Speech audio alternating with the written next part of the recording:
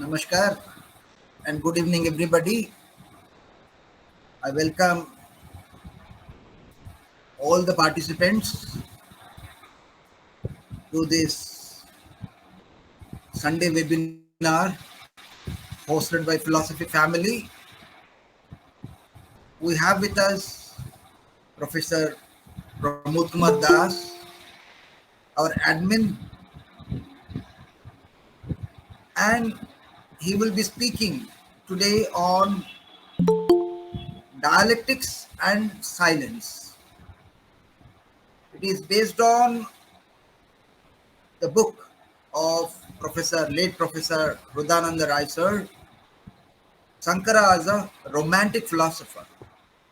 Professor Pramod Kumar Das has addressed a talk earlier on this, and it is a sequel or it's a part two of that address. And I hope Professor Das, since he has addressed the first lecture on this, Sankara as a romantic philosopher, long back, 2 to 3 months back, definitely would be briefly highlighting on what he has said in the earlier lecture and moving on to what he wants to say today before moving on to say what he wants to say today. So I'm not addressing as what he said earlier. So I request him to deliver today's lecture, having a brief account of what he has said during the course of the last lecture. Now, as regarding Professor Das, he needs no introduction. He is the father of this family. He is the creator of this family, the philosophy family. And apart from that, he is a great organizer, a great orator, known for his simplicity in the expression of even complicated thoughts. That's how his talks become so wonderful, because it's not that the concepts are easy, but he tries to make a very difficult concept look so easy. And there lies the greatness in Professor Das. Now today, let us go to Professor Das to listen to him as to what he has got in store for all of us as a sequel to what he said during the course of his last lecture. Let's see what dialectics and silence is all about. Let us learn from him. Let us, without wasting much time, I request Professor Das to initiate his lecture. Over to Professor Das. I also welcome all the participants and wish them they will be having a very nice time this evening. Over to Professor Das. Namaskar to all of you. Respected Dr. Rao, respected Aniruddha Panda sir, Sulagna madam, and others. I'm very happy that Sulagna and Jagannath sir are present in this discussion.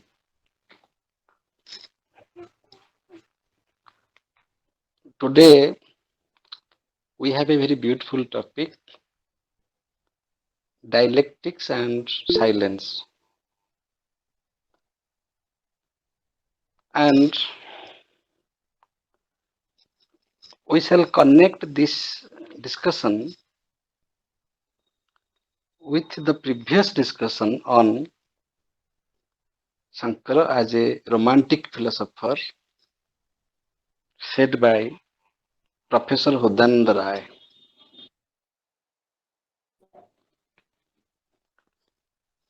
What I said in the last session,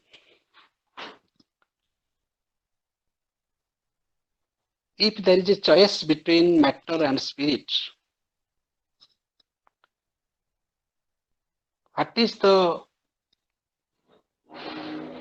first source of creation, first source of evolution, by which we can explain everything? So there are mainly two views. One is matter and the other is spirit or consciousness. That means everything has been created out of matter.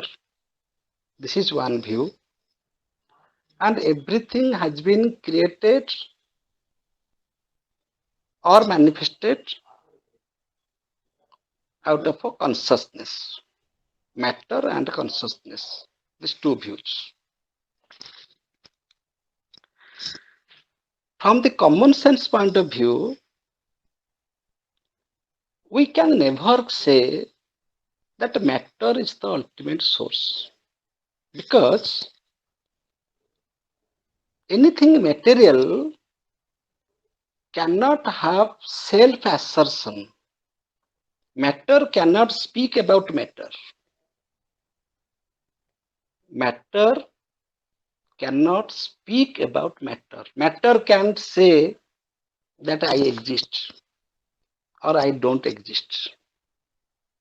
So, whenever there is a dualism between body and mind, right from Descartes to any other philosophers, if there is a competition between body and spirit, body and consciousness, matter and consciousness, we cannot say that matter can explain consciousness. Of course, they are saying that consciousness is an epiphenomenon or a byproduct of matter. But something epiphenomenon entity or the byproduct cannot explain the source of production. It is impossible. So whenever there is an assertion, any discussion, any reflection, then that is only consciousness. So consciousness can explain the objects of consciousness. So there must be consciousness as the root source of all creation, all evolution. And from that, we claim that there is a soul, there is a spirit. If thinking is there, then soul must be there. They can say that I think, therefore I exist. My thinking cannot be doubted. Matter can be doubted.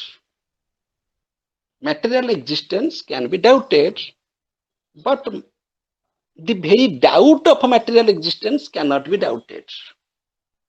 Therefore, thinking cannot be doubted. Therefore, cannot be doubted. So this is common sense. This is the language of a Descartes. In the light of a Vedanta, we shall not say thinking, we shall say consciousness. That because there is consciousness, we can speak of any object of consciousness, subject of consciousness. Both the subject of consciousness and object of consciousness can be explained if there is consciousness at all. So this is the point. So out of these two, hello, out of these two choices, matter and a consciousness, if we accept consciousness as the root source, then this is a type of a philosophy that we can compare with the attitude of a romanticism. Because the romantic feelings is connected with consciousness, something transcendental, uh, trans-empirical, and the existence of a soul. But we all have freedom, we are all free to go with materialism. that matter is the ultimate source. Why? Because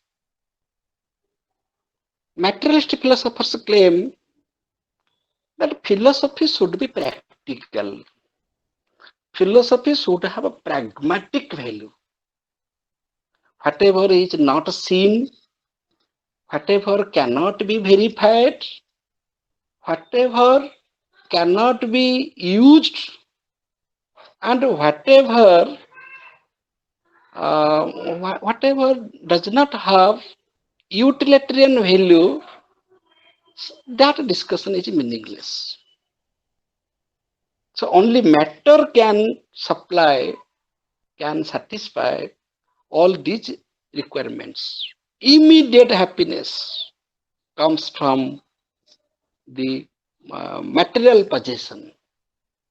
Therefore, any discussion about the practical aspect of life, whatever we can see, whatever we can enjoy, whatever we can possess, our food, clothes, shelter, all these are practical things.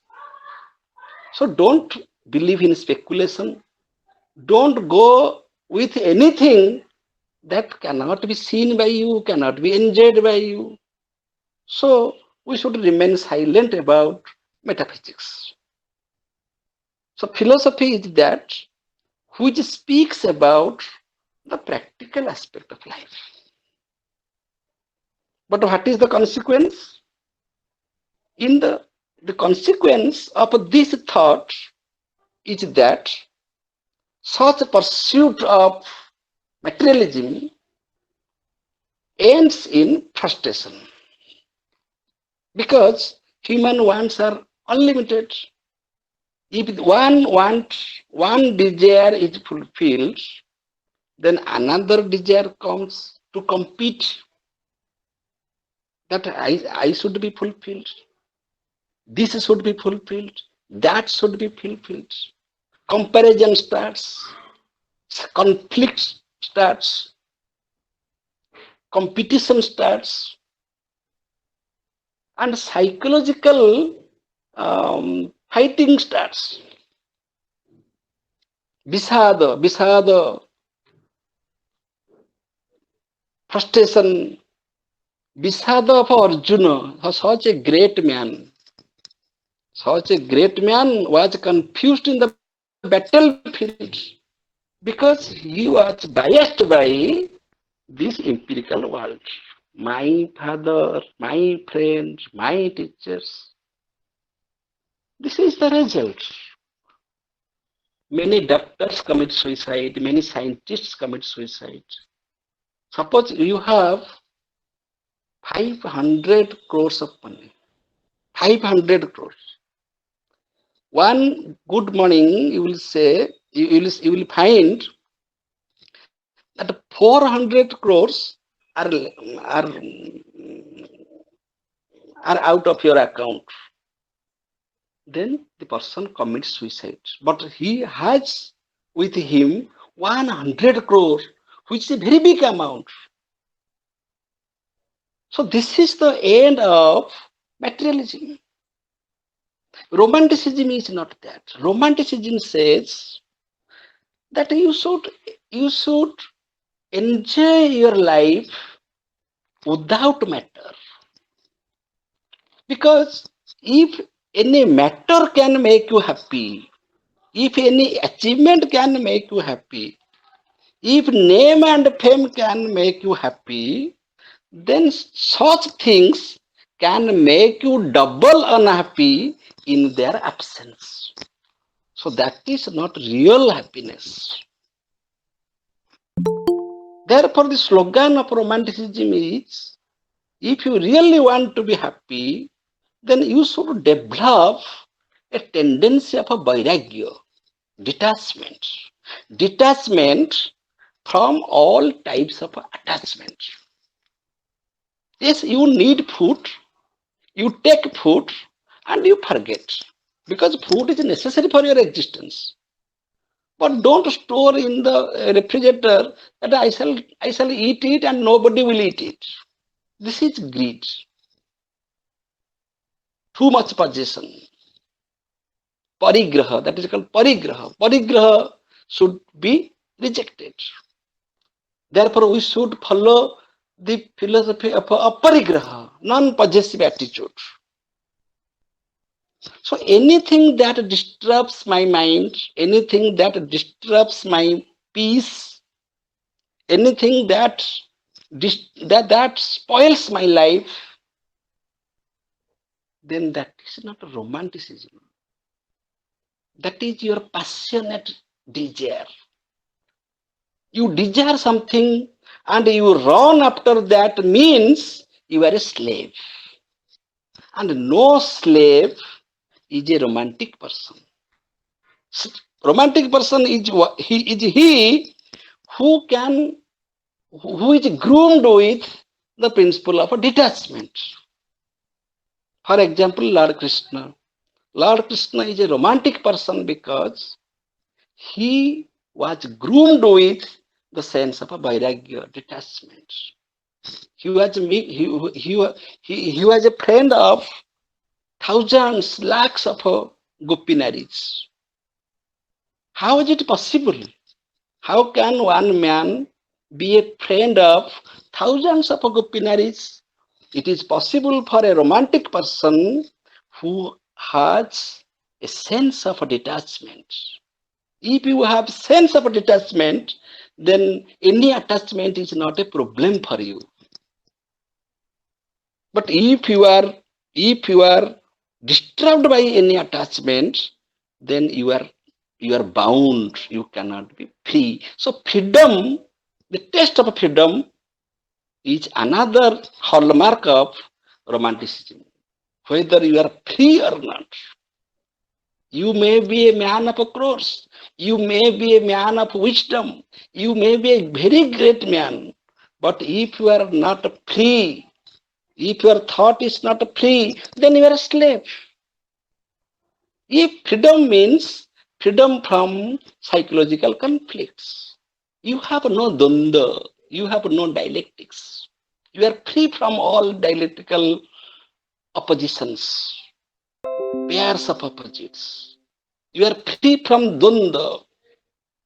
Whatever you do only for the sake of duty, lokasangraha.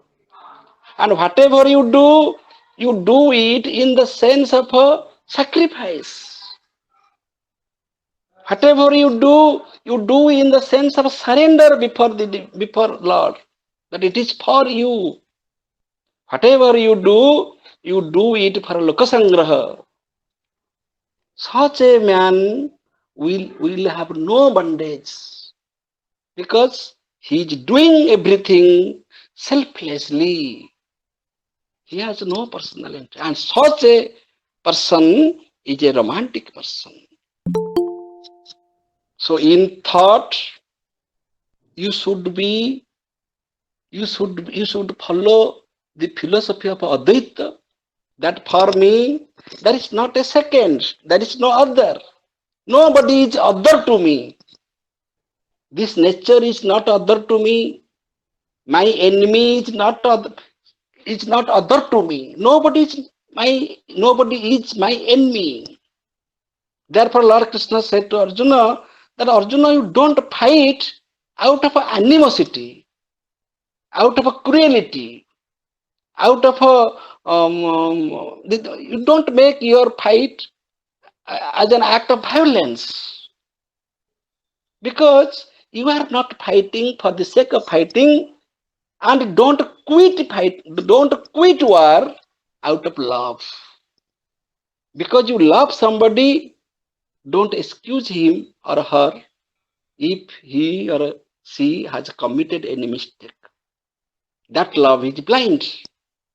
And if you are fighting, then don't fight out of animosity because your intention is to protect dharma, is to protect the principle of righteousness. Whatever is in disorder, I shall make it orderly. So, in order to do something in the righteous way, which has been in the disorder way, that is that is niskama karma. So a romantic person is a karma yogi, he is a jnana yogi, and he is a man of devotion.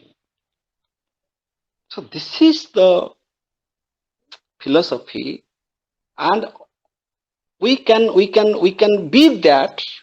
Professor Hudananda Rai is claiming that only a person who believes in Advaita philosophy, for whom there is no other, no second, that person can be a karma yogi, can be a jnana yogi, and that person can be a romantic person. And philosophically, academically, if we shall discuss, then we are bound to accept the existence of a self, the existence of a soul. Because without that acceptance, we can't develop any philosophical system. Therefore, it is a sin that not only rationalist philosophers but also empiricist philosophers have indirectly accepted the existence of a self. How Descartes believed in self, we know. How Spinoza believes in the existence of self, we know. How Leibniz believes in the existence of self, we know. But how Locke believes in self or substance, how Berkeley believes in soul, implicit philosophers, how they believe in the existence of soul or anything substance. Locke said, substance is there, but I know not what. My knowledge does not reach there. But without substance, no qualities can exist. No qualities are possible without a substantial support. So the substantive support must be there, otherwise the qualities cannot be explained. Qualities cannot exist. But my knowledge can reach only to the qualities, it cannot reach to the status of a substance. But I don't see, I can't see, therefore I can't say that substance does not exist. So logically, it is proved that substance exists, but I know not what. So Locke is an empiricist, but he believes in the existence of the substance. Why? Because if we do not believe, we cannot develop our philosophical system. And Berkeley also did that, and to some extent, Hume has also done it, but he has explained it in a different way. In the last class, wrongly I told that Hume believes in the transcendental perception. Actually, that is Kant. That slipped from my mouth, David Hume, but it is Kant. Transcendental unit of perception. Because if there is not a self, that self may be empirical self.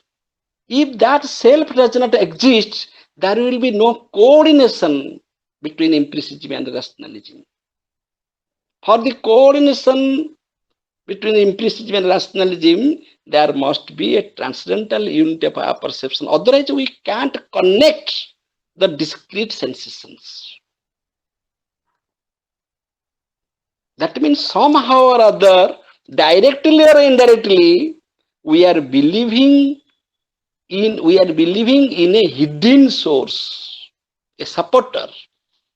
Otherwise, our discrete sensations cannot be connected. So we cannot make a judgment. So both rationalist philosophers and empiricist philosophers, somehow or other, they believe that soul must exist. Some say it is metaphysical, some say it is psychological, some say it is epistemological, some say it is empirical.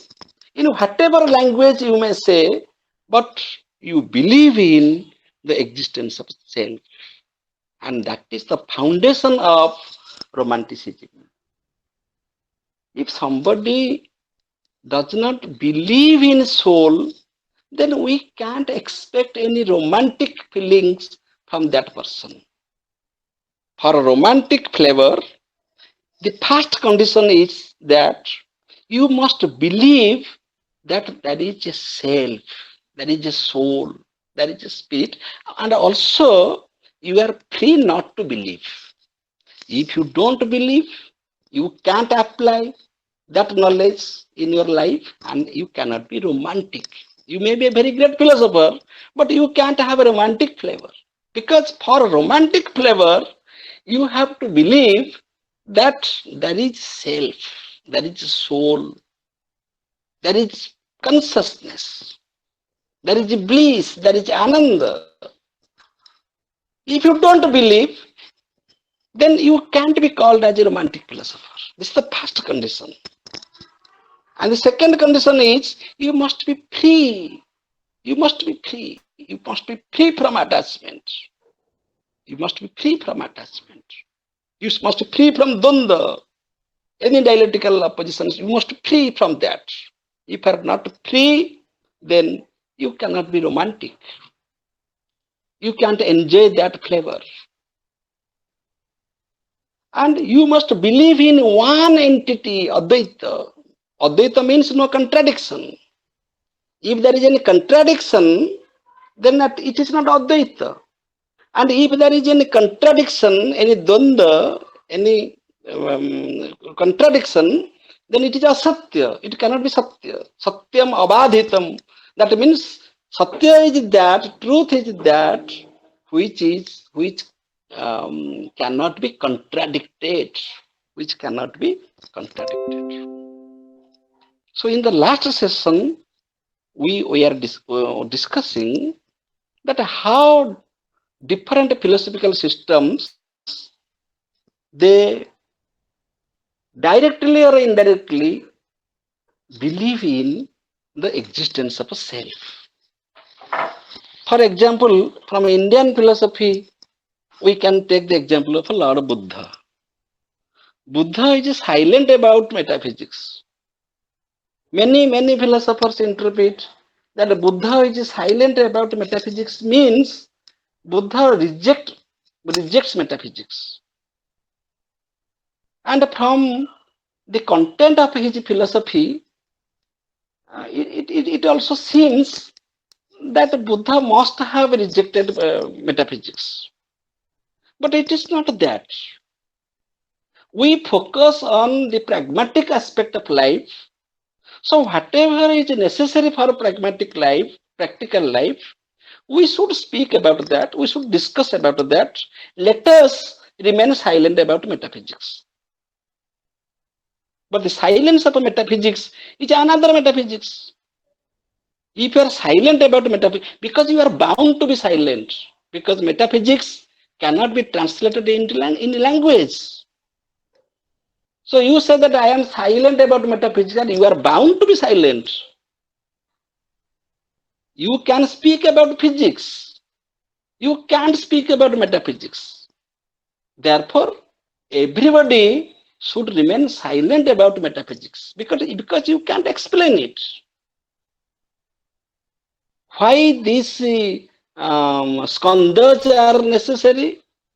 Why these changes are necessary? Because that is directly approached by our epistemology. We can perceive only changes, only the fleeting ideas of mind. What is mind? Only the collection of fleeting ideas. What is matter? Now only the dancing of electron, proton, and neutron. And this is also natural because our sense organs, our mind can reach this much. So whatever we perceive, we shall take that as granted. So in that sense, we can say that somebody is silent about metaphysics and one should be. Buddha says one should be. If all the problems of a practical life are solved, then you may think about metaphysics. Let us solve the problems of your physical problems, material problems, your practical problems.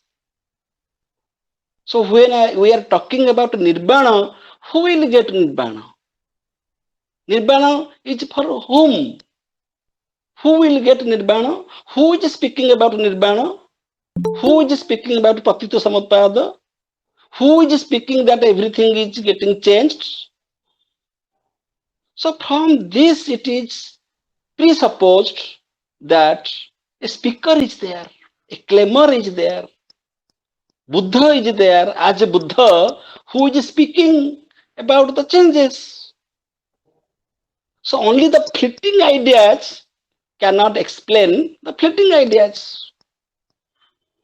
So fleeting ideas can be explained by a constant idea, that is consciousness. But we should remain silent about it. You remain silent. Those who want to say, let them speak. So many philosophers started speaking about metaphysics. In this way, so there are two types of attempts to explain this Jagat, because the explanation of the world view is the goal of philosophy. What is the goal of philosophy? The goal is we have to explain this Jagat. What is the nature of this Jagat? How this world is created? This is the main concern of philosophy. When world is explained, then perception will come as an epistemological instrument to explain Jagat. And so far as perception is concerned, we are bound to believe in the changing world, changing aspect of the world. If we shall explain the world scientifically, then we shall go with the causal connection. This is cause, this is effect. But metaphysically, we shall discuss. Suppose I am giving an example. Suppose helplessly you are flowing in the river. Because you are in a river, because when we speak about the changing aspect of the world, we give this example of a river, that you can't bath twice in the same river, water is flowing, everything is constantly changing, and you are thrown into that river. And you are helpless because the water is moving, the water is flowing, and you are flowing in that river. You are flowing in the flow of the river. Then ultimately you will be immersed in the ocean. When you are flowing in the river, you think that this flow is real because you are flowing. This is the pragmatic aspect of life. Because I am flowing, therefore this flow is real. But if you are a man of wisdom, instead of flowing in the river, you can go reverse in the river by swimming. If you know swimming, if you have interest to know whether this river is true or relative, I am not speaking about false. Whether is this river, whether this flow of river, whether this force of river is true or relative, if you have Shraddha to know this, then you will start swimming against the flow of river. Then you will reach at the starting point, and where you will find this river is false. This is the hillside where all rivers have started their journey. All rivers have started their journey from the uphill. So you reach that there, and you see that my impression about the reality of river was false. And the other man who is believing that this flow is river and I am flowing in the flow of river, he will be lost in the great ocean of ignorance without knowing the reality of river. But to flow in the opposite direction, the reverse flow of the river, it is a very difficult task. For that, you have to do spiritual sadhana. That is called pratyahara. That is called control of your senses. You have to. That is called reflection. That is called philosophy. Because you have to go in a different way. You will not follow others that all are moving in the flow of the river, but you are a single person. You are flowing in the opposite direction and you reach at a point where you find no river at all. All rivers have been originated there. So we are just living our life. We are just living our life day by day by doing something, by earning money, by building our houses, by giving birth to our children, giving education to our children, then grandson, granddaughter, then 70 age, 80 age, then you die. That means you are just flowing in the flow of life. Stop, and you think about life. What is the purpose of life? Where I was before 100 years, where shall be after 100 years? What I am doing every day? What should I do? If such questions come to your mind, then you are a romantic person because you really want to enjoy your life as a drashta, as a seer, not as a slave. You are the maker of your destiny. You should know what is your real identity. If you are not worried about your identity, if you if you are just satisfied that you are the son of X and husband of Y, then this is not your identity.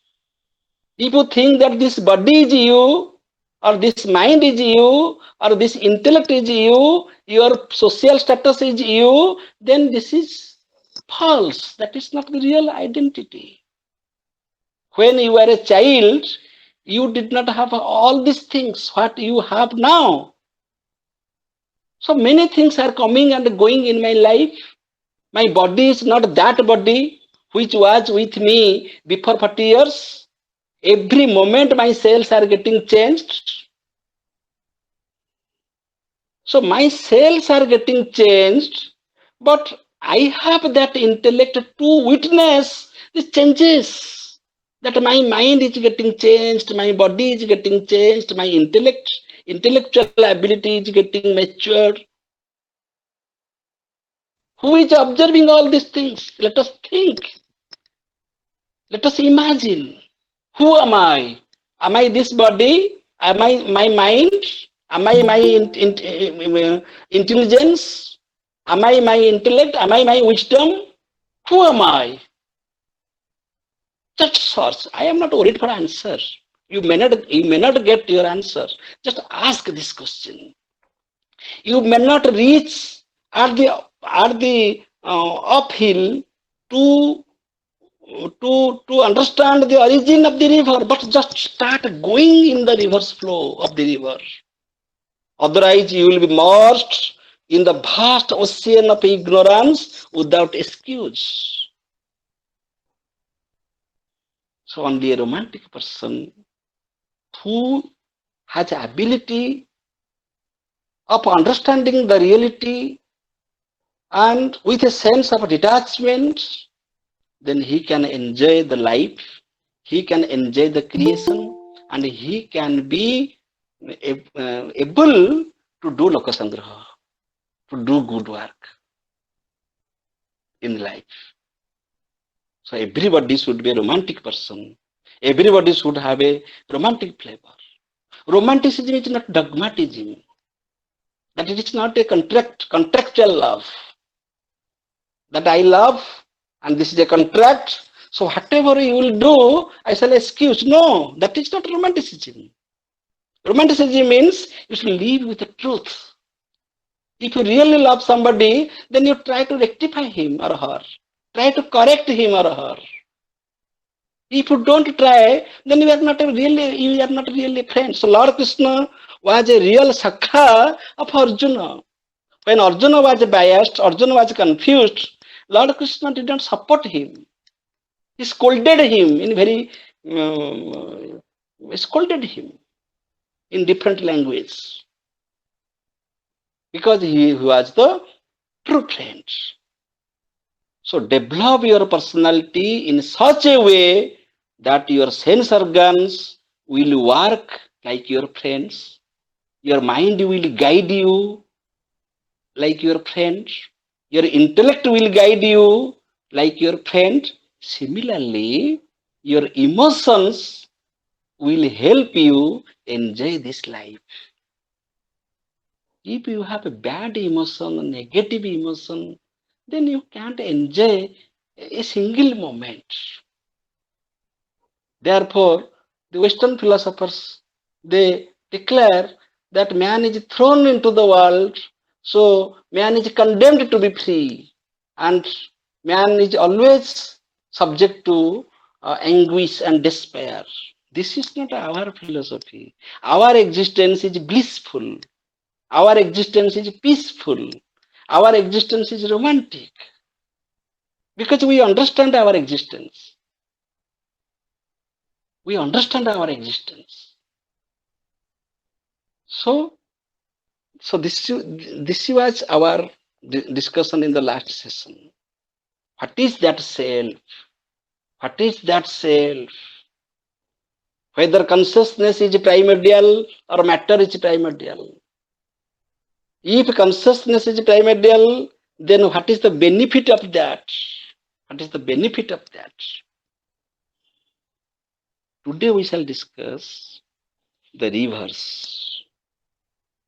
If that is the self is there, if consciousness is there,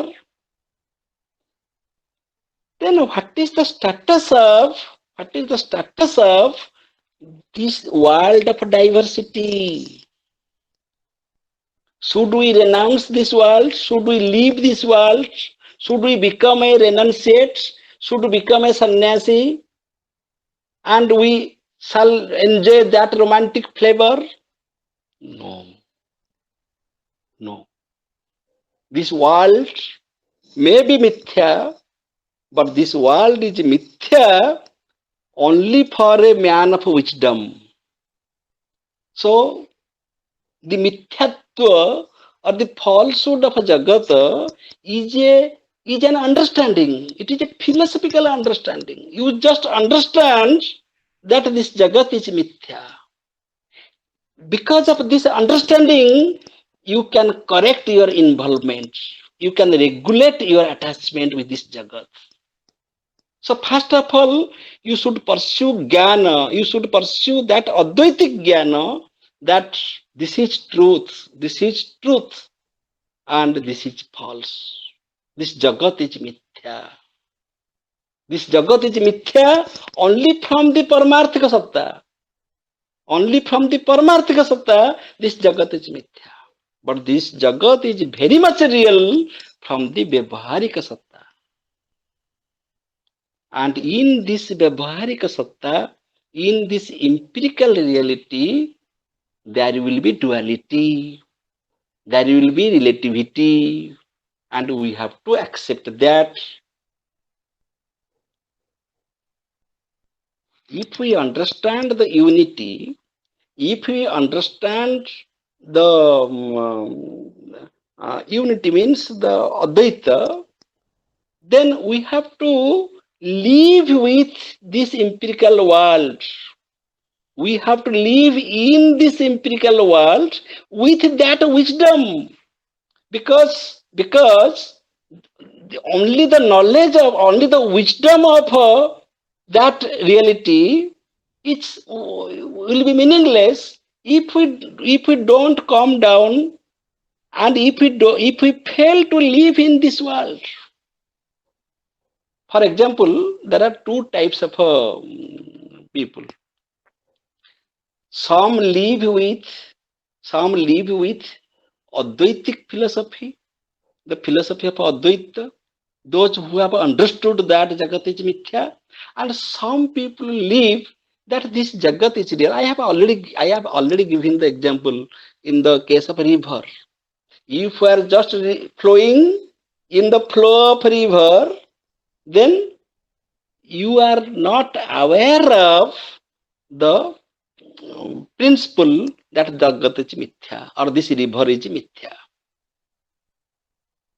Another person who is trying to know the origin, whether this river exists or not, whether this river is real or relative, that person is in the river but with the wisdom of non-difference or the Advaita. So Advaita, the knowledge of Advaita is not only a knowledge, it helps us to live in this world of diversity. So Jagat is mithya means we have to understand that this is Maya. What is Maya? What is Maya? Anything that can be contradicted, anything that can be contradicted, that can be negated, that can be questioned, we can say it is Maya. For example, something exists and something does not exist. The same thing exists and does not exist. If we experience these two things, the existence and non-existence of the same thing, then this is Maya. Because you experience the existence and non-existence at the same time. You can experience, if you can experience. I am giving an example. Shadow of a person. Shadow of a person. Manishar chai. Shadow of a person. That shadow is false. That shadow is false because it is originated from the person. The person is the source. He is real. If the person is not there, the shadow is not there. So the existence of a shadow depends upon the existence of its source. Number one. Number two, the position of a shadow changes, exists and does not exist. Exists in one quantity, in one shape, and after some times it changes its position. That means changes are there. The person is constant, but his shadow is getting changed according to different conditions. How the light is focused on that person. Suppose in the noon time, the shadow is very small, but in the morning time, the shadow is very big. So that shadow, which is subject to change, that is mithya. Number one. Number two, it is mithya because it is there only because its source is there. And the person who knows that this is my shadow, that is not me, that is shadow, that is my shadow, that is not me. The person who knows it, he is a man of wisdom, who takes the wisdom, who takes the shadow as the reality, he is in Maya. This is the example. Now we shall connect another example to it. Small children, everybody who is a mother and having a very small child, they might have experienced it. A child fears the shadow. Child fears the shadow because the child thinks this shadow is real,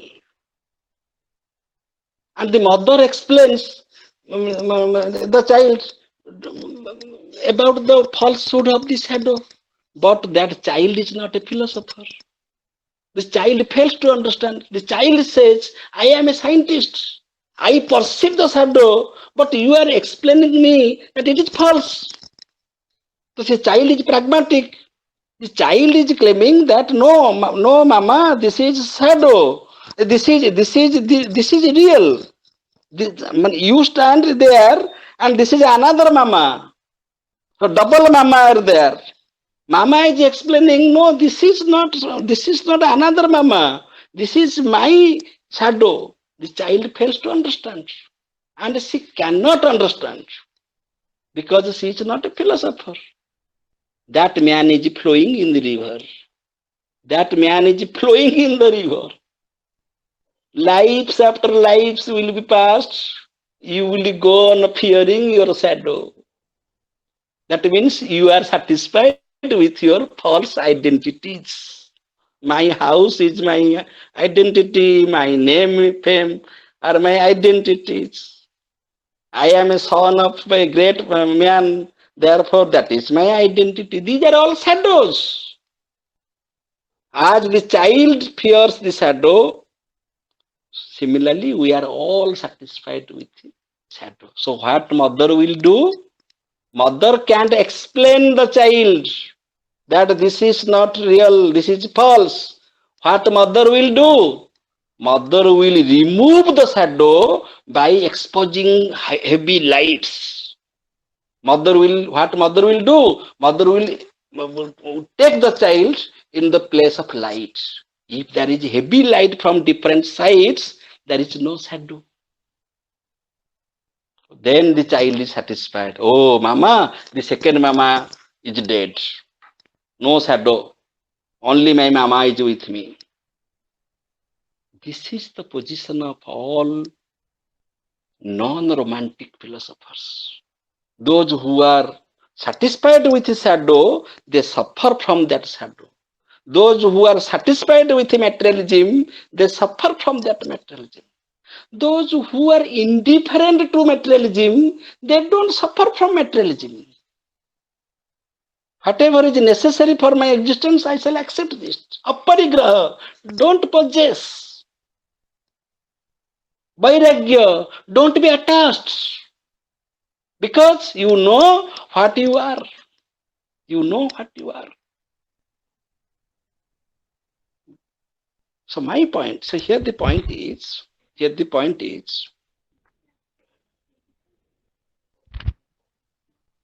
knowledge of Advaita must be with us, but with that,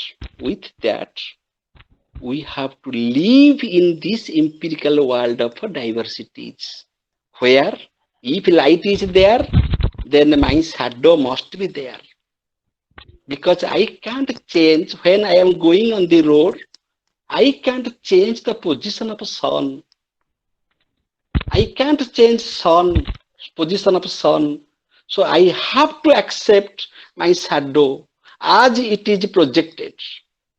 But I should not fear my shadow. I should understand this is a projection, and this is projected by the condition, and that condition is the daytime. That condition is the time. How sun is, what is the relation between myself and the light? We have to understand this.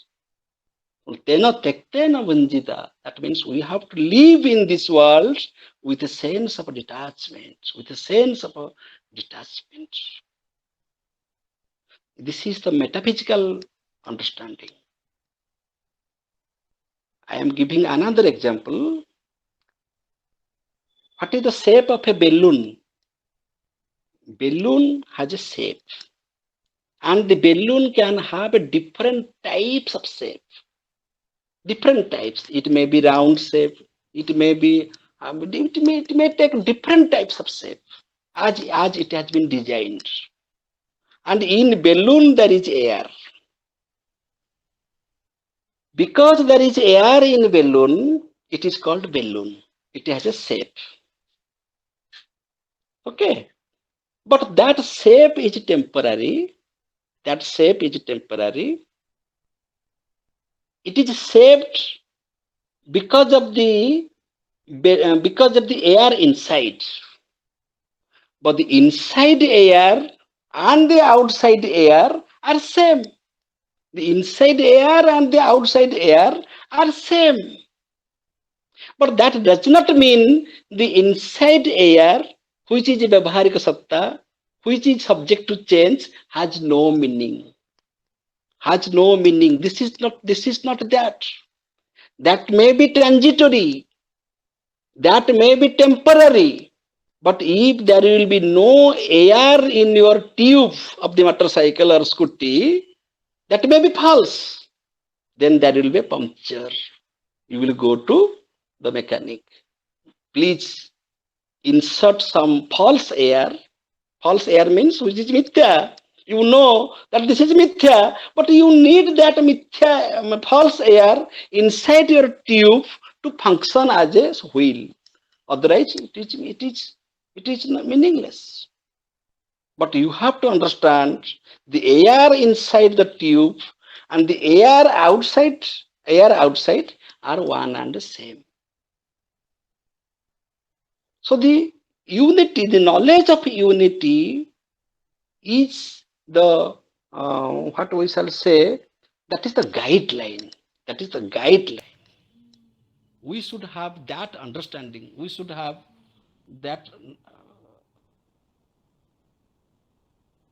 should have that understanding that inside everything there is only one source, that is consciousness. All human beings are alike, all human beings are one, even all creatures are one, and everything is a product of consciousness, manifestation of consciousness, not product, the manifestation of consciousness. Like the balloons, we are different balloons. But like the air outside, we are that Brahman. We are one. We are one. So this is the metaphysical position. Epistemologically, we shall understand the concept of Maya, the concept of Advaita, that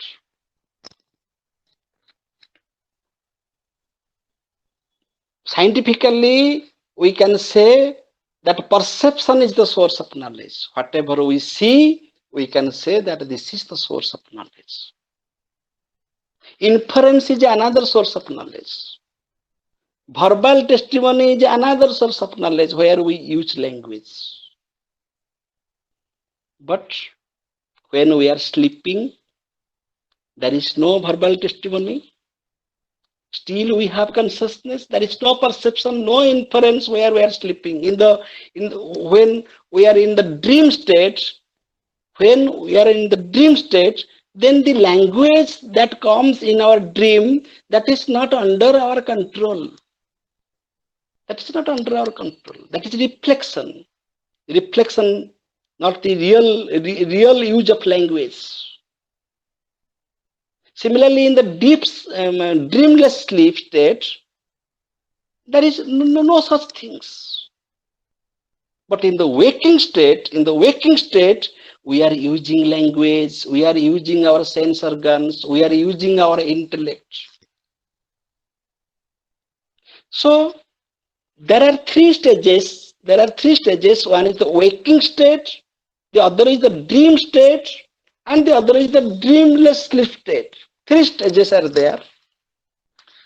Whatever we experience in the dreamless sleep state, that becomes false. That becomes false in the dream state.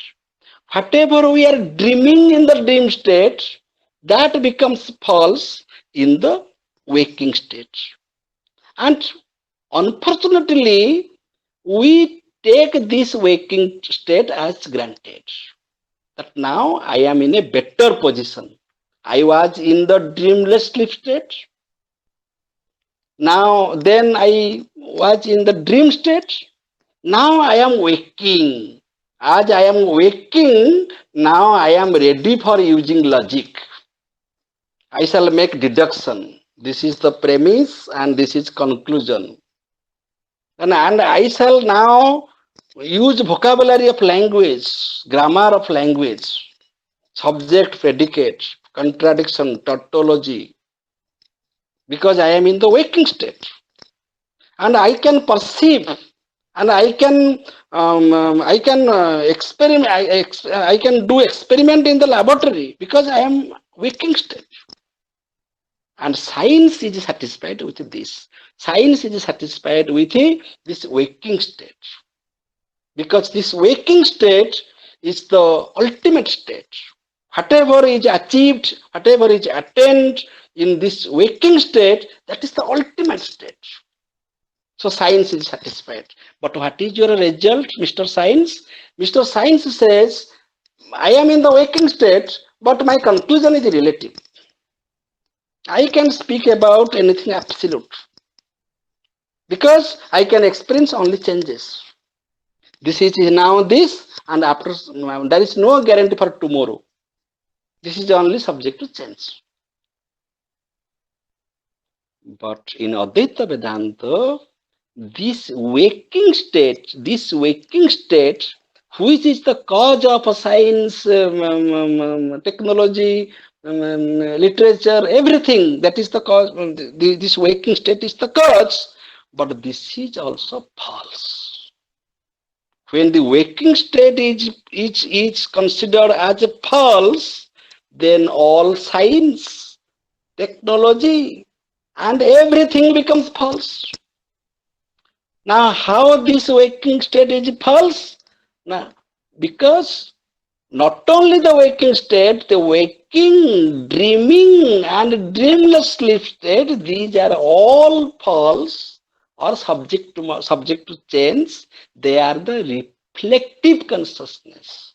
That is not the real consciousness. The real consciousness is reflected in three ways: in the waking way, in the dream way, and the dreamless sleep way. So this is the reflected consciousness, like the shadow. This is the shadow. The waking state is the shadow. The dream is the shadow. And the dreamless sleep is also the shadow, and we are satisfied with the shadows. But what is the source without which the shadows will vanish? Waking state will not be there, dream will not be there, and dreamless sleep will not be there. What is that source? Of which these are all shadows? That is pure consciousness. So this is the difference between source and the reflected source. Consciousness and the reflected consciousness. This is the difference. So waking state is reflected, dream state is reflected, and the dreamless sleep is also reflected of reflection or shadow of that consciousness. A romantic person will not be satisfied with the shadows epistemologically. Epistemologically, he will not be satisfied. So because he has an inner urge, inner appetite to know the infinite, that I am not satisfied because I see the contradiction. In the waking state, I see the dialectics, contradictions, opposites, existence, non-existence, fame, defame, just opposite. Whatever you take its opposite. You take its opposite. So I experienced that dialectics in the waking state. There may not be dialectics in dream state or dreamless sleep state, but there is the existence of a dialectics in the waking state. But this is the reflection of that consciousness.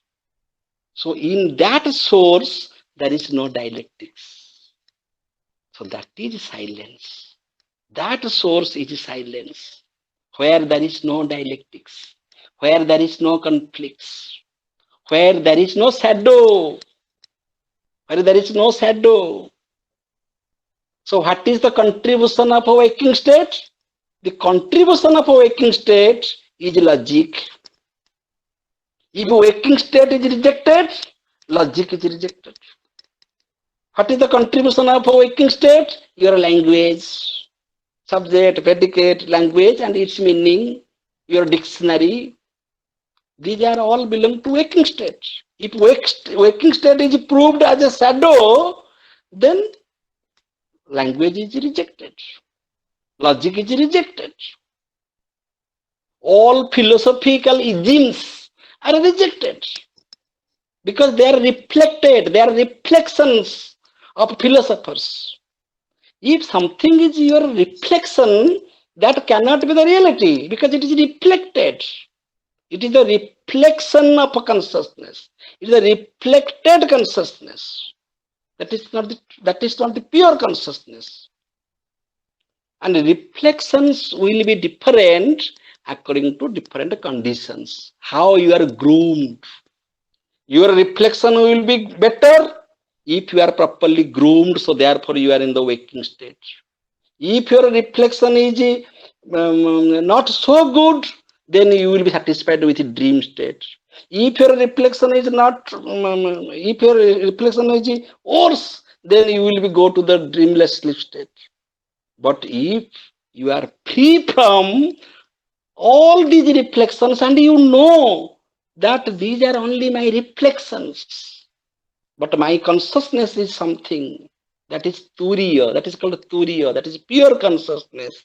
It is that because of which all modifications, all chitta-vrittis are there because there is a chitta, unconditional chitta. Vritti vihina chitta is there, and vrittis are the products of that source. So dialectic means thesis and antithesis, existence and non-existence. We affirmation and negation. Affirmation and negation. What Hegel did? Hegel also used dialectics, but Hegel played with concepts. Hegel explained dialectics by the play of concepts. Just take one concept, then speak its opposite, then go to the synthesis. So this is a play of logic. This is a logical play. But Advaita Vedanta is not that. Advaita Vedanta is based upon experience. This is the difference between pantheism and Advaitism. In pantheism, Spinozistic pantheism, the ego means the individual self. The ego is lost. The ego is lost in the wholeness, and that wholeness is nothing. That wholeness is nothing means it is a principle.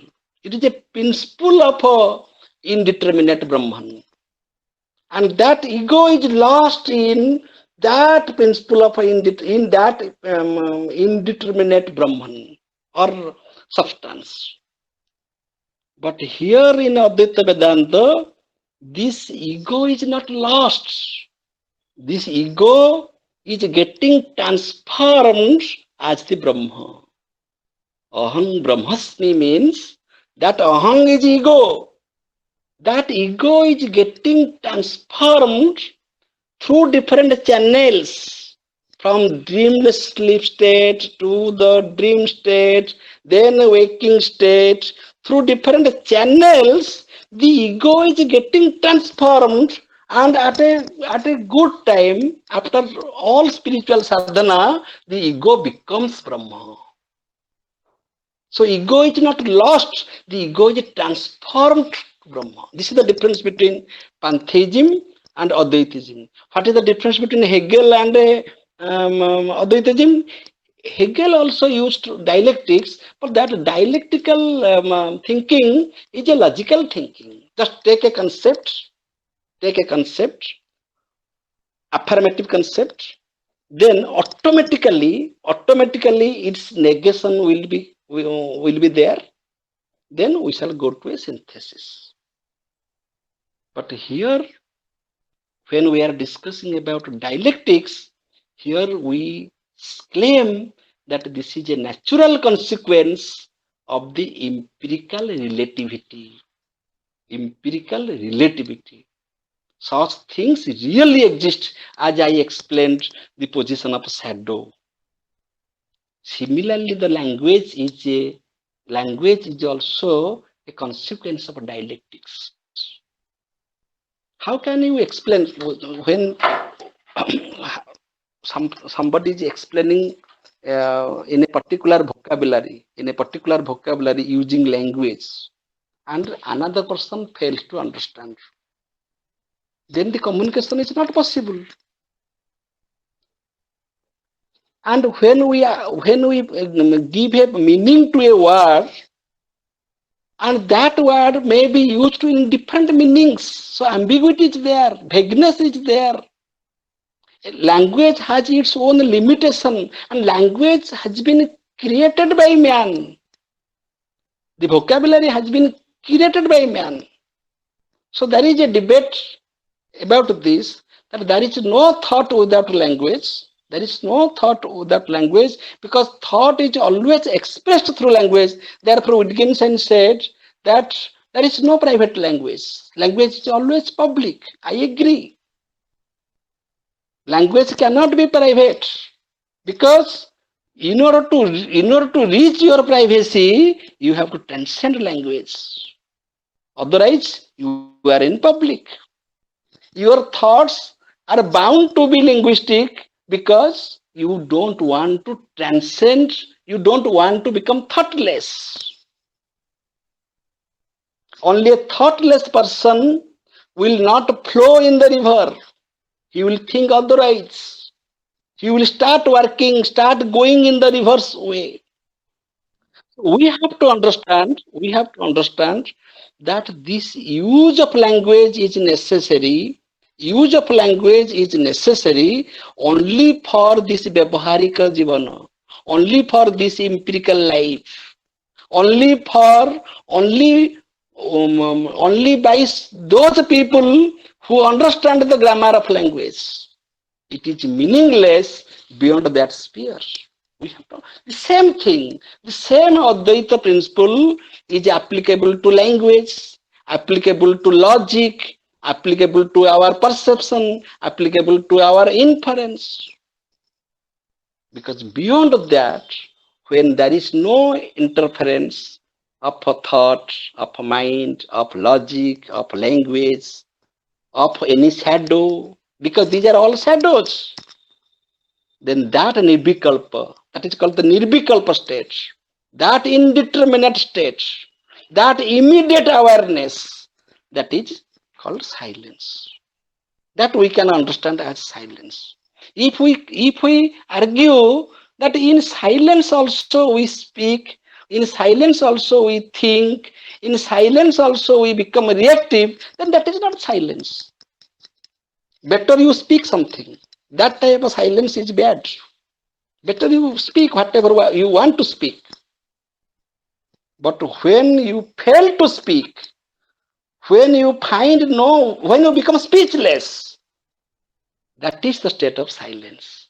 When you become thoughtless, that is the state of silence. When you transcend the dialectical oppositions, then you reach at the state of silence. So silence is the state of transcendence. Transcendence. What is the difference between Kant and Sankara? Kant also explained transcendental. Kant also explained transcendental self. But Kant's position is not based upon experience.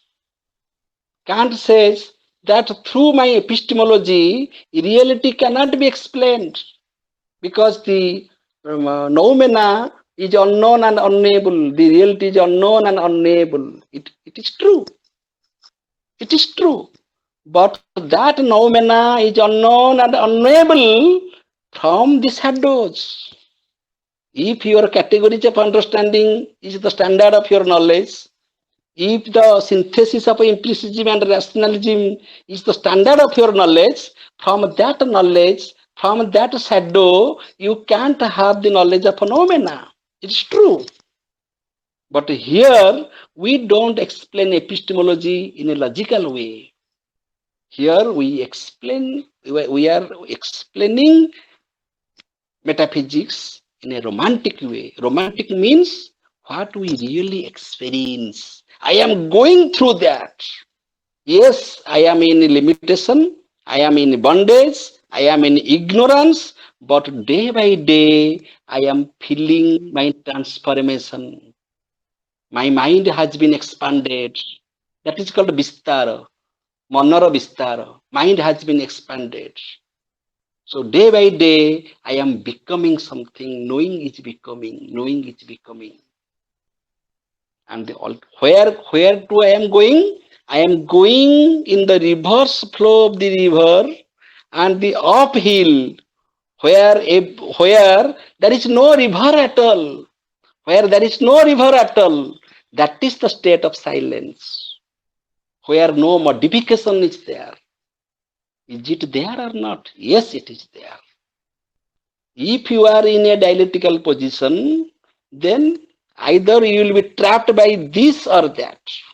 If you are beyond the dialectical position, then you have no dialectics at all. So dialectics end in silence. There is no competition of language, no competition of logical mind, nothing else. Therefore, Sri Aurobindo very beautifully explained. I shall just 5 minutes. I shall complete. Sri Aurobindo very beautifully explained that, and perhaps he is the only philosopher who has focused on the status of ignorance. Status of ignorance.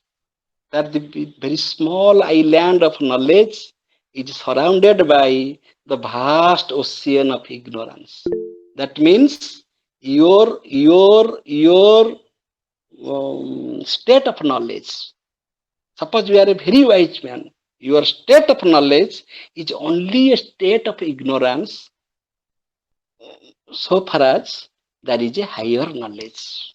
Therefore, he has described different states of mind, different modification, different layers of consciousness. Suppose you reached at one ladder and you claim that I am better than the lower ladders, true. But at the same time, that is a layer of ignorance because there are higher ladders. So always feel that you are a student.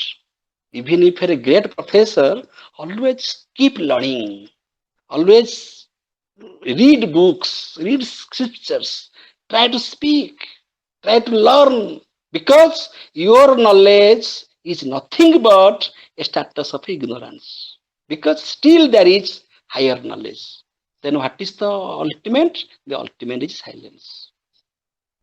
The ultimate is silence. That is the gnosis. Aurobindo speaks about gnosis. Patanjali speaks about samadhi. Samadhi state is that state. So it is not necessary that silence should be explained to others. It is not necessary. Whenever we need an explanation, we need language. Because without language, we can't explain something. But for realization, there is no need of language, there is no need of logic. It is simply realization. And that is a state which cannot be communicated to anything. But we just logically we shall transform to that state of silence. That is the state of freedom. That is the state of mukti. And that is the ultimate goal of life. So this jagat is mithya. That does not mean this jagat should be rejected. Jagat is mithya only from the standpoint of wisdom, only from the standpoint of paramarthika satta. So the dialectics between mithya jagata and param brahma is very well explained in the philosophy of Shankaracharya by giving by interpreting this dialectics from different perspectives. Jagata is true from Vyavaharika Satta. Brahman is true from the Paramarthika Satta. From that perspective, this is false. Very simple. We have to understand this. If we understand this, then we can train our mind for pratyahara, then dharana, then dhyana. Dhyana, dhyana is the practice of silence. Samadhi is, if samadhi is silence, then dharana and dhyana, they are the practices of silence. And the preliminary school training is pratyahara. First, you should groom your mind for detachment. Pratyahara means detachment. That is the first training. Then dharana and dhyana, they are the practice of silence. And samadhi is the state of silence. There is no interpretation, no reaction, nothing. Okay, thank you. There are many things to say, but within the time of 1 hour or 1.5 hour, is it not possible to cover all parts? If any question will come, I shall try to speak. Thank you. Thank you all.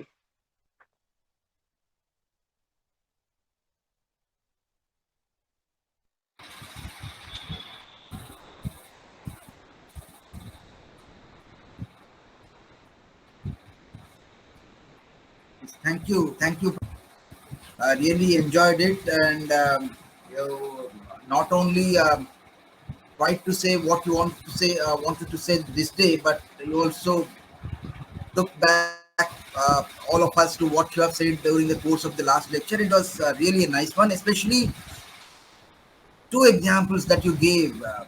One, the shadow example, which even Roma Vani madam has also thanked you for that example.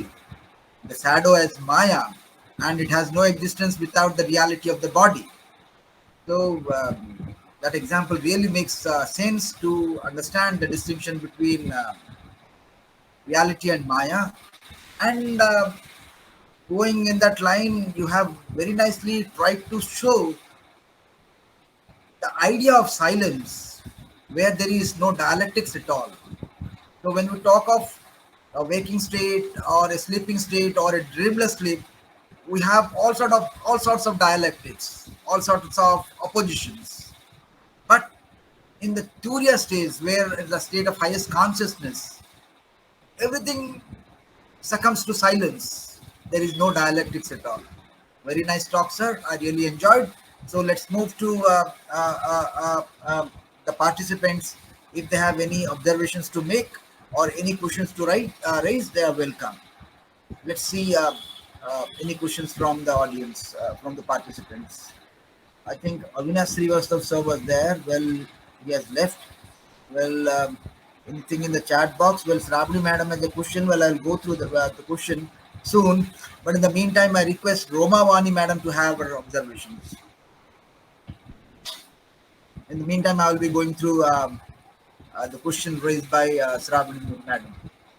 Well, Yes, yes, namaskar madam. namaskar and Namaskar good madam. evening to everyone. And Dr. Saab's discourses are always so educative, you know. But as I put in the chat box, we all know silence is there, but it's so difficult to attain. But maybe with Dr. Saab's guidance, you know, at least the understanding has increased about the silence and the whole thing about the Maya, you know, especially the examples about the shadow and the balloon. I think I'll be delving on it now, concentrating and meditating on these both issues. So, thank you very much. It is a fact that we get lost in our various identities, which Dr. Saab has explained. And unfortunately, the world, I think life sometimes is too short to understand that we are not what we are. So, thank you. Namaskar. Thank you very much, Roma Madam. Your last line, we are not we are. Actually, the lack of understanding of our own nature, we fall into all sorts of dialectics. Well, Professor Das. Yes, Professor Das. No, I Yes, agree. yes. This is an appreciation. This is an appreciation. That's the last line. Actually, we are not realizing what we are. We are not what we are. Actually, we think we are Oh, our. that means that Last means line carries a lot of sense. We are yes, not yes, what yes, we are. yes, yes. That The way means we think. we are carrying the false identity on our neck. I am a professor of this university. Whole life I am holding. We are holding false identity cards duly signed by our authorities. I think that this is my body.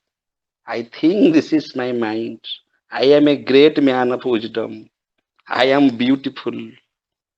I am rich. Everything shall pass away. Everything. If science speaks about relativity, we should respect that. A true Advaitavadini, a true Advaita thinker is really a scientific thinker because very scientifically we should believe in the relativity theory. Everything shall pass away. And our body is that. Every moment our cells are getting changed. Science says in every 4 months you are a second person. You are not that person. All the cells have been changed. And mind is so fickle. It is changed every moment. Every moment you are a second person. So beyond all these changes, there is somebody in you who is witnessing all the changes. Only a romantic person who has that romantic flavor, he can love his enemies. He can be impartial for his friends. He will not be biased by friendship. Even he will not be biased by enmity. All are my friends. But I shall do my dharma for the sake of righteousness. This is the attitude of a romantic person. Very nice, Roma madam. Mm, very nice. We love you. We love you.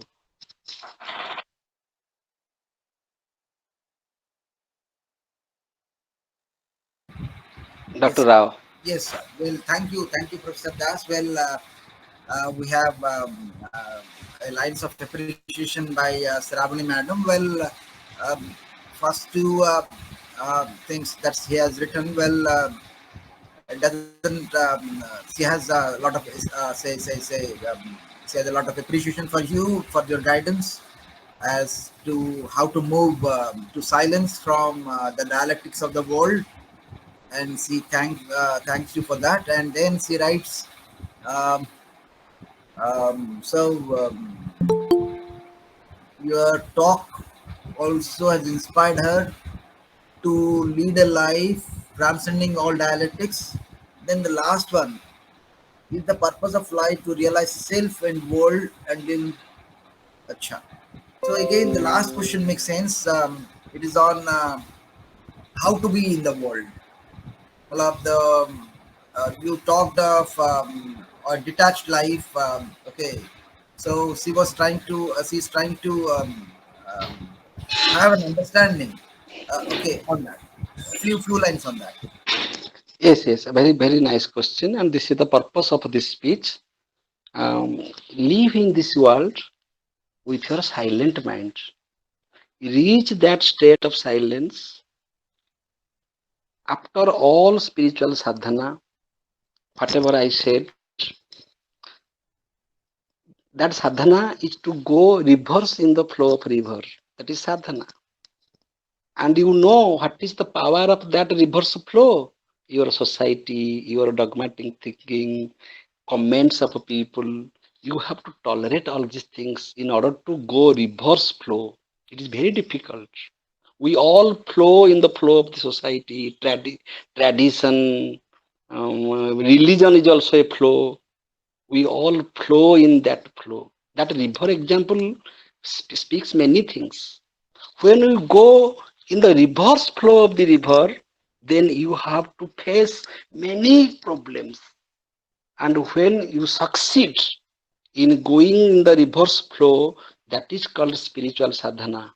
And ultimately, where you reached in the place where all rivers have, not only you see this river, you see the starting point of many rivers.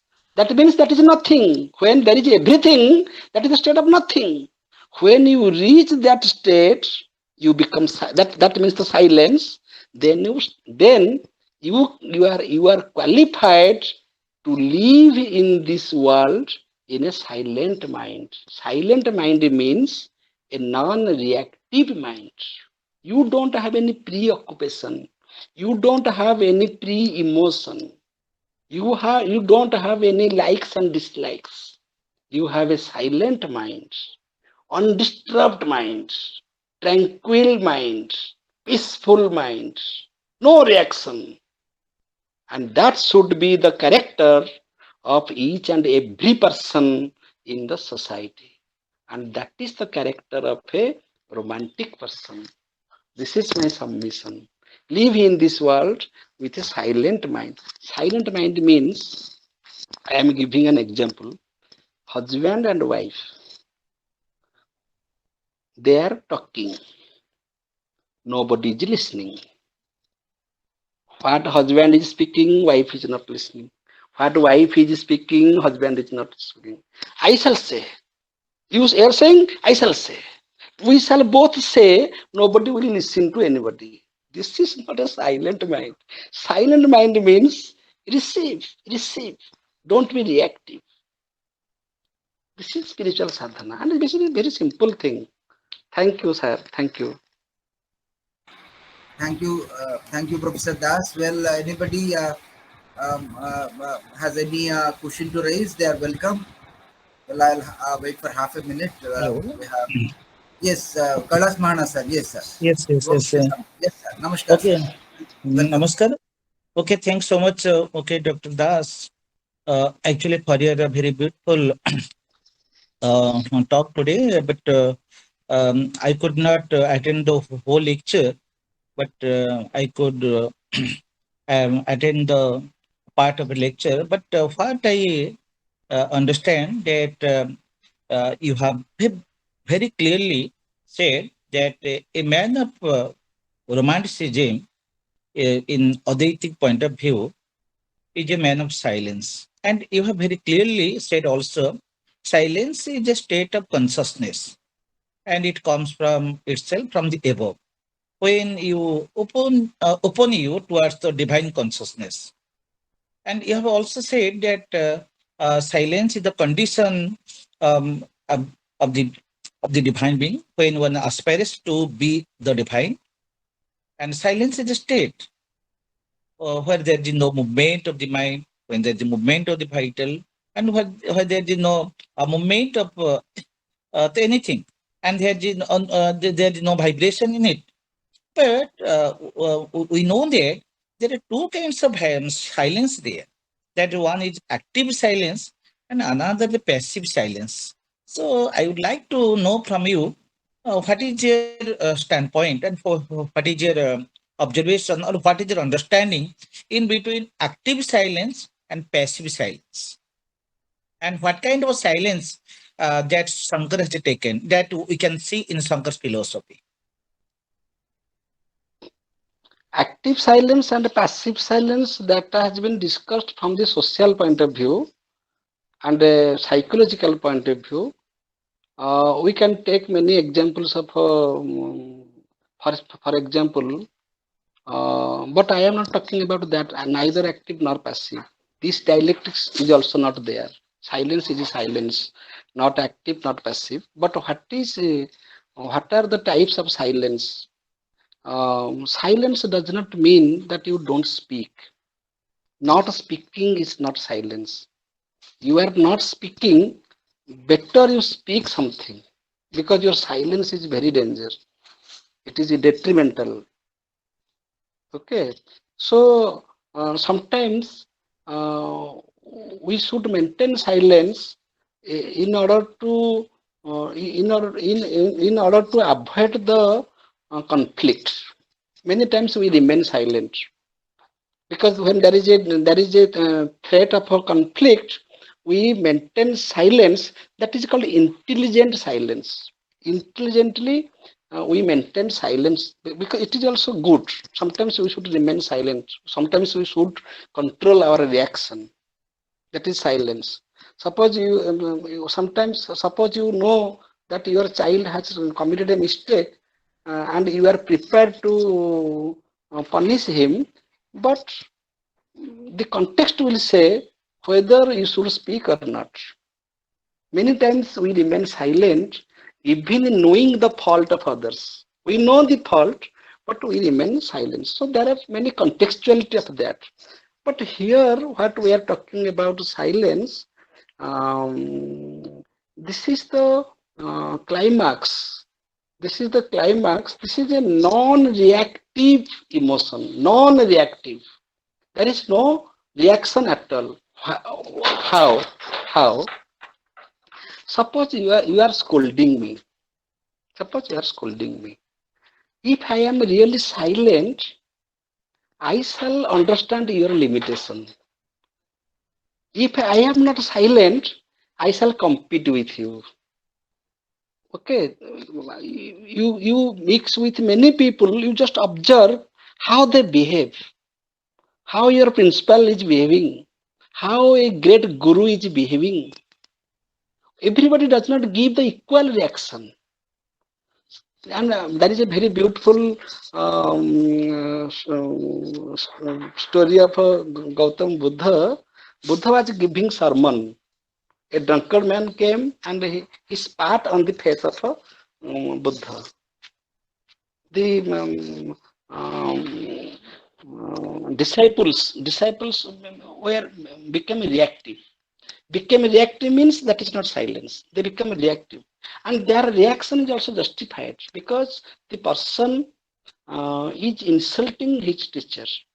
So there is a justification for reaction, and they became reactive. That is not silence. But Buddha remained silent. Buddha told, excuse him. And that excuse was very meaningful, because the next day the same person came again. One minute. The same person came again, and everybody thought that this person will commit this mistake. Again, he will spat on Buddha. But he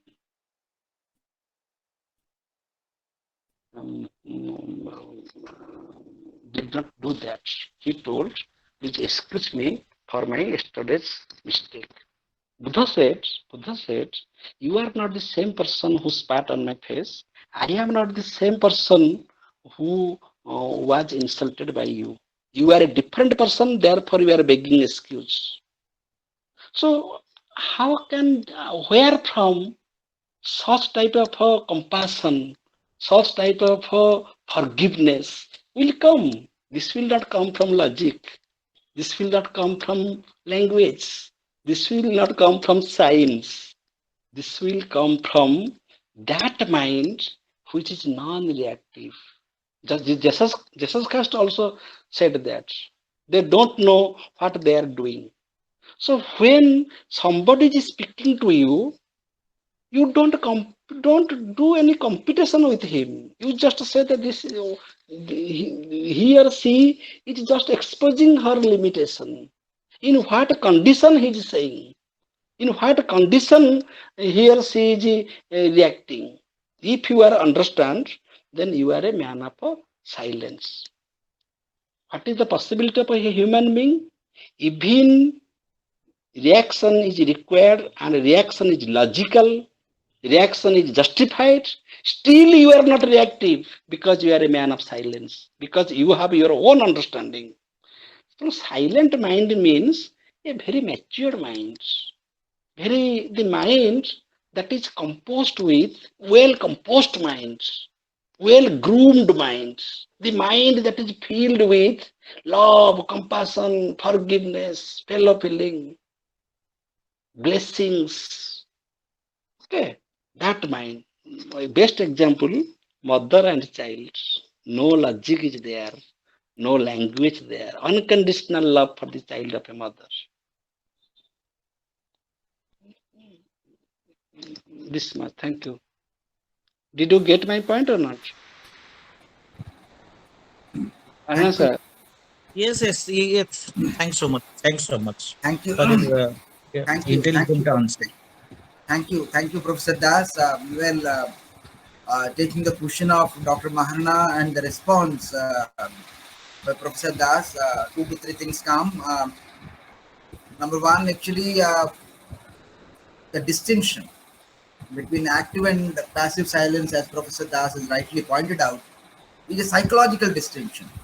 And he is not focusing on that. Rather, Professor Das is focusing on a spiritual silence. And that silence reflects peace and bliss. It's a total peace. There is no room for dialectics at all. As he has rightly said during the course of the lecture, there is dialectics in the waking state, in the sleeping state, and also in the dreamless sleep. But there is no room for dialectics in Turiya. There is a total silence, there is a total peace. Okay, number one. Number two, understanding the lecture, one more thing comes that during the entire lecture, focusing on the dialectics, he has never rejected the empirical world, nor he has rejected the world beyond, like in the way Sankara has not rejected. When we say the world is a product of Maya, but he never rejected that Maya. He took a stand that it is empirically real. It's a Vyavaharika Satta. So, when Professor Das lecture, having a dialectics of the empirical world, the reality of the empirical world, and also the reality of the world beyond. But recognizing the realities of this world and the world beyond, the beauty is knowing the art of transcending both, and there lies the silence. So there is a dialectics of the world and the world beyond, but the beauty comes when you know the art of transcending both of them. When you transcend both, there is no more dialectics, there is total silence. So this is what I learned. Very nice lecture. Thank you. Dr. Rao, Yes, sir. Dr. Rao, Yes, sir. that art of transcending and that art of transcending, that art of transcending is possible by a silent mind. Otherwise, you can't transcend. Either you will be trapped by Jagata or you will be trapped by Paramartha. If you will be trapped by Paramartha, you will leave this world. You will leave your wife, children, your social obligation. You will become a sannyasi and you will live a selfish life in the Himalayas. And if you are trapped by samsara, then you will forget vairagya. So the art of transcending is possible by a silent mind that mind which is not trapped by either the moha of sansara or moha of that vairagya. Vairagya at the cost of a social obligation is not vairagya. If you have a real sense of vairagya, come back to Jagat to serve people. All seers have done this. Buddha has done this. Shankaracharya has done this. All great seers, they have come back to the Jagat to teach, to preach, to guide the common ignorant people. That is called Sarva Mukti. If I have attained Mukti, then I will help others to attain Mukti. Sarva Mukti. Sarve Bhavantu Sukhinaha. Sarve Santu Niramaya. This is the philosophy of a silent mind. This is the thought of a silent mind. This mind, the mind which is not silent, they will say, Sarva Hindus Bhavantu Sukhinah. Sarva Muslims Bhavantu Sukhinah. I should become happy. My family should become happy. This is the prayer of a mind that is not silent. The mind which is silent, he has only prayer for the welfare of all. Even a dog should not remain without food. A tree should not remain without water. The nature should be beautiful. Everybody should be happy. This is the prayer of a silent mind. He is neither. Therefore, Lord Krishna very beautifully advised to Arjuna: don't quit war out of love. Don't fight out of animosity. Both love and animosity are bad if you are trapped. Go beyond that. You see only your dharma. This is my dharma. I shall do it. I shall do it and I shall forget it. Then I shall be engaged with the next dharma. Then the next dharma. Then the next dharma. But I am not this dharma or that dharma. I am Brahma. I am a Brahma. I am just doing these dharmas according to my assignment. 60 ବର୍ଷ ହେଇଗଲେ ଚାକିରି ସରିବ ରେ ବାପା, ଏଇଟା ଜାଣିଥିବା ଦରକାର। ଆଉ ମୋ ଚାକିରି ମୋ ପଦବୀ ଏଗୁଡା କଣ, ଦିନେ 60 ବର୍ଷ ହବ ମୁଁ ରିଟାୟାର୍ଡ ହେବି, ଏଇ ଆଇଡିଆ ଟା ସବୁବେଳେ ମାଇଣ୍ଡ ଭିତରେ ରହିବା ଦରକାର। This is the sense of detachment that I shall retire one day from my service. But so far as I have not retired, I am in service. I shall give my 100% to the institution where I am serving. I shall not be ungrateful person. I shall be grateful to my institution. I shall be grateful to this empirical world. I shall be grateful to my family. But I know everything shall pass away. Everything shall pass away, but I shall be grateful to everything. This is called romanticism. I am becoming emotional. Anyway, Dr. Rao, Yes, sir. you just appreciate me. Yes. Okay, sir. Yes, one thing. Yes, listening to Professor Das and having my own views on this, what I see is a silent mind maintains silence while in the empirical world and also maintains while transcending this world. Knowing the limitations of the world and also transcending this world, there is also silence. So, a silent mind is neither trapped by the empirical world nor is trapped by anything that is beyond this empirical world. So, a silent mind is always free from the empirical world, and also, if at all it has attained that transcendent world, it is also silent. It is free. Silent means being free from that transcendent world. So a silent mind is peaceful all the way. So it is a silent mind is there in the empirical world and also is there in the world beyond this empirical world.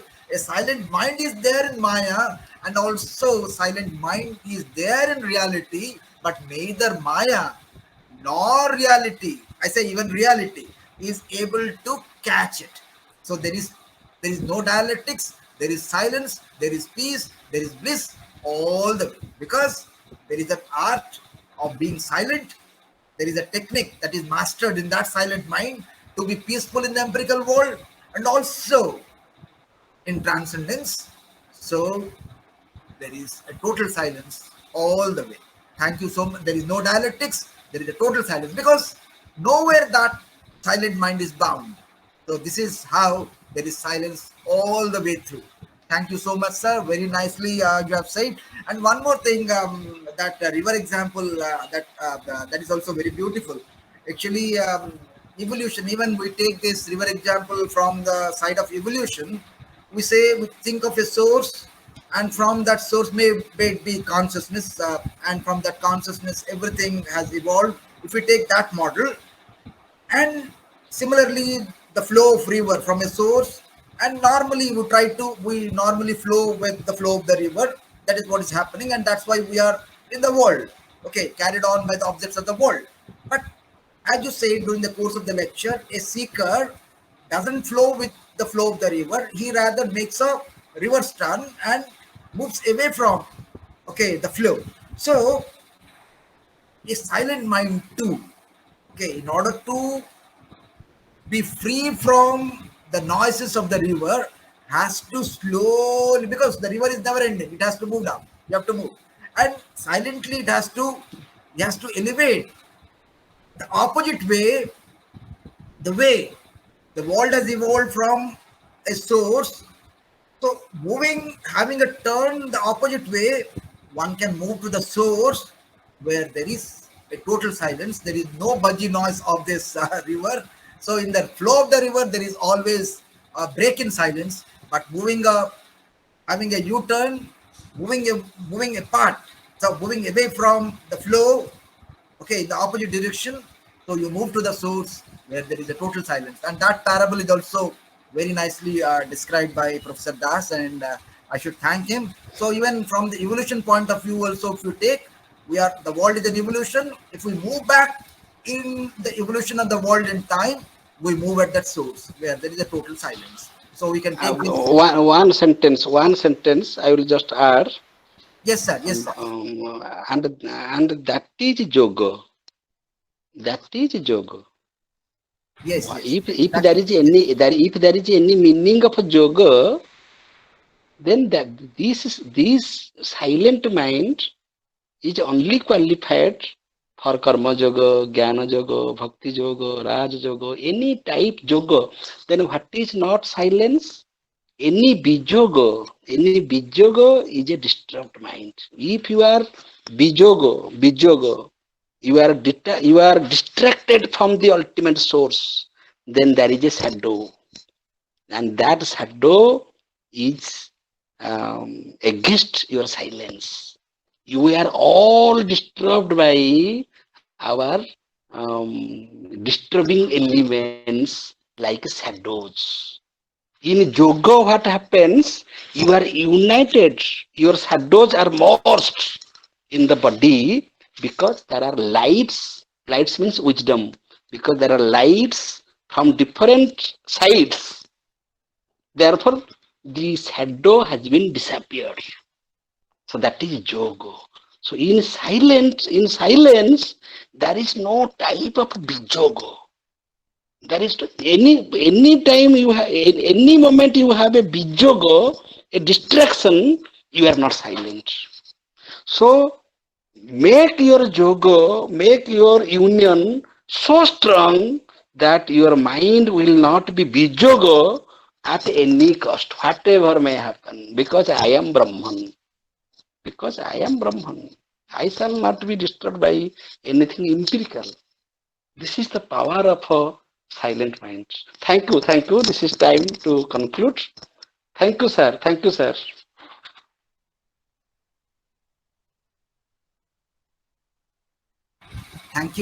thank you, Professor Das, and very nicely you tried to say that the reverse flow of the river, moving against the flow of the river, is yoga, and that is true. Okay, it is only in the reverse path. Okay, in the normal path, the flow of the river, there is evolution.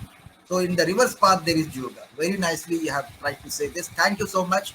So thank you, participants, for making this evening so beautiful. Now I request Dr. Kailash Mahana sir for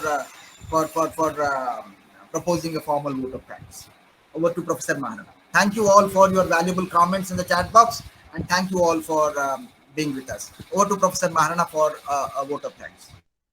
Okay, thanks so much, Dr. Rao, for giving me the opportunity to propose a vote of thanks.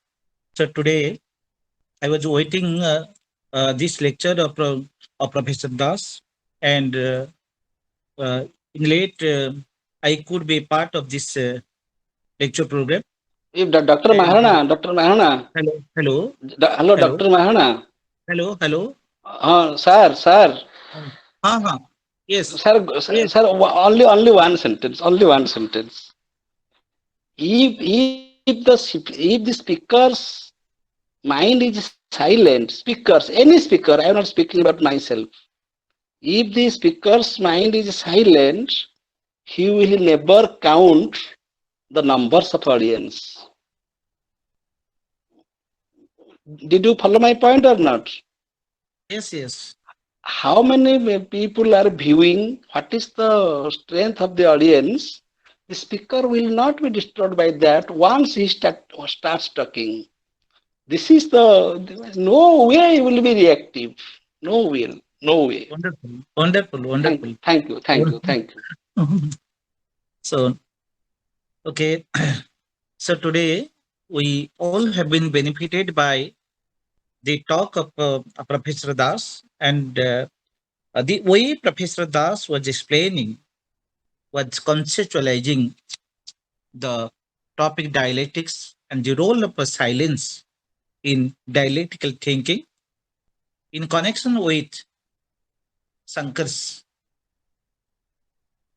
Advaita and Professor Hridayendra Rai's concept of romanticism or Shankar as a romantic philosopher. So today, Professor Das has beautifully explained all the concepts that I could not learn before in my life. The way he explained and analyzed the concept of silence in connection with Advaita. So I have so many doubts that what is science, what is silence, what is active silence, what is passive silence, and what is complete silence. And Professor Das has also very beautifully summarizing the complete silence in a connection with the talk of Professor Das. Okay, the talk of Professor Das and the observation and synthesis of Professor Rao both have benefited us. Our wisdom has been benefited, strengthened by their observation, by their sharing of thought. So today, I don't want to have any talk or any words for that observation. And today, with this, I only I find no words. I simply extend my gratitude to Professor Pramod Kumar Das, DOA. He explains all kinds of thoughts, all kinds of concepts during his talk, and the way Professor Om Naran Rao clarifies, observes, and synthesizes the talk of Professor Das. So today, I propose a hearty vote of thanks both to Professor Das and Professor Rao. I also extend my thanks to Ruma Madam, to Sabani Madam, and others. Those have actively raised their questions. And today, with this, once again, I extend my gratitude to all the participants, those are with us till the end of the lecture, till the end of this webinar. So thanks so much to all the participants to be with us, to be connected with us, and to be a part of philosophy family, and the participation of all the participants have really encouraged us to organize so many academic programs in this virtual academic platform. Thanks so much. Thanks, a lot of thanks, Dr. Mahana, to you too, because of all the good work that you have done in this webinar, and also for the good question that you have raised. Thank you, Dr. Mahana, and thanks everyone. Over to Professor Das. Yes, now this meeting is declared closed. Grateful to all of you. Grateful. Grateful. Okay, sir, Professor. Okay, okay. Thank you, everybody. Namaskar. Roma Madam, Namaskar. Thanks, everybody. Namaskar. Indira Madam, Namaskar.